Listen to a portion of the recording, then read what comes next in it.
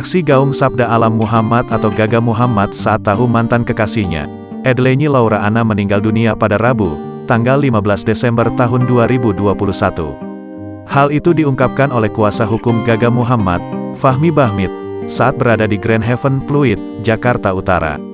Diketahui, Fahmi Bahmit bersama ayah Gaga, Asep Yusman sempat melayat ke rumah duka. Dalam kesempatan itu, Fahmi Bahmit menceritakan kondisi Gaga saat tahu Laura Anna meninggal dunia. Dikatakan Fahmi, Gaga sempat terkejut hingga hampir menangis. Yang pertama shock, matanya merah seperti orang mau menangis ya, ujar Fahmi, dikutip Tribun News dari YouTube Star Story pada Kamis, tanggal 16 Desember tahun 2021. Karena tadi malam saya ketemu, abis selesai urusan, lanjutnya. Saat itu, Fahmi dan Asep Yusman turut menemani Gaga yang tengah syok. Saya datang, saya ketemu sama ayahnya Gaga dan ada Gaga. Saat itu, kelihatan, muka Gaga kayak orang mau menangis, pungkasnya.